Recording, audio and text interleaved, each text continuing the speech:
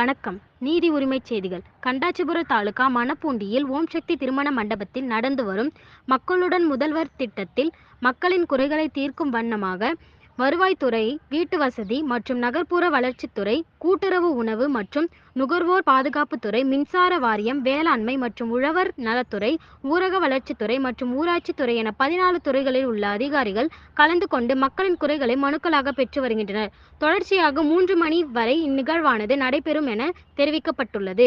நீதி உரிமை செய்திக்காக விழுப்புரம் மாவட்ட செய்தியாளர் பன்னீர்செல்வம்.